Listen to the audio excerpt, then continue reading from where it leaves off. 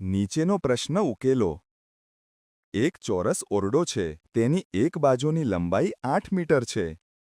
આ ઓરડાની પરિમિતિ શું થશે? આ પ્રશ્નનો ઉકેલ મેળવવા માટે આવો પરિમિતિ વિશે સમજીએ.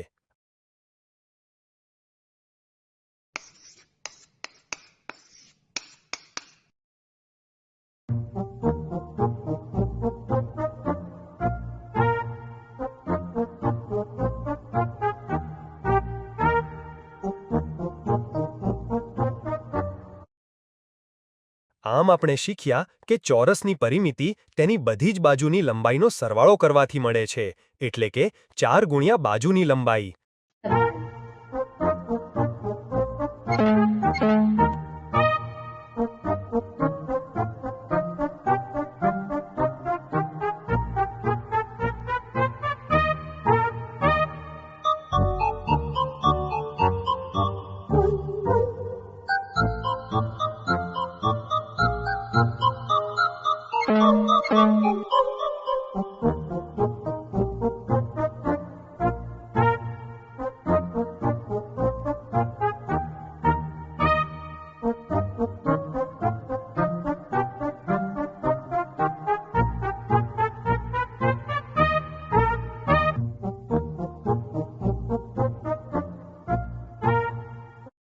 હવે આપણે શીખ્યા કે લંબચોરસની પરિમિતિ તેની ચારેય બાજુઓના માપનો સરવાળો છે, એટલે કે 2 વાર લંબાઈ અને 2 વાર પહોળાઈ, એટલે કે 2 ગુણ્યા લંબાઈ વત્તા પહોળાઈ.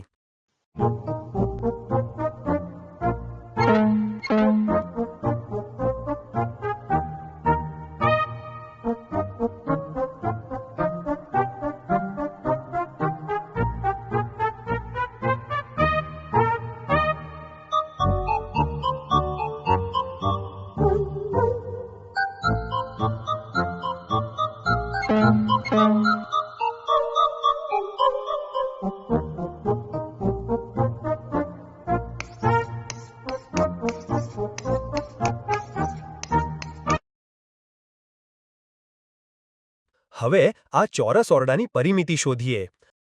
આની એક બાજુ 8 મીટર છે. આપણે જાણીએ છીએ કે ચોરસની પરિમિતિ તેની બાજુની લંબાઈની 4 ગણી હોય છે, એટલે કે 4 ગુણ્યા 8 મીટર, જે 32 મીટર થાય. એનો અર્થ એ છે કે આ ચોરસ ઓરડાની પરિમિતિ 32 મીટર છે. ચાલો હવે આ પ્રશ્નનો જવાબ શોધીએ. એક લંબચોરસની લંબાઈ 8 સેન્ટીમીટર અને પહોળાઈ 6 સેન્ટીમીટર છે. આ લંબચોરસની પરિમિતિ શું થશે? આપણે જાણીએ છીએ કે લંબચોરસની પરિમિતિ એટલે 2 ગુણ્યા લંબાઈ વત્તા પહોળાઈ, એટલે કે 2 ગુણ્યા 8 સેન્ટીમીટર વત્તા 6 સેન્ટીમીટર, જે થાય છે 2 ગુણ્યા 14 સેન્ટીમીટર. 2 ગુણ્યા 14 સેન્ટીમીટર એટલે 28 સેન્ટીમીટર. આનો અર્થ થયો કે આ લંબચોરસની પરિમિતિ 28 સેન્ટીમીટર છે. હવે તમે વિડીયોને રોકો અને આપેલ પ્રશ્નોના ઉકેલ શોધો.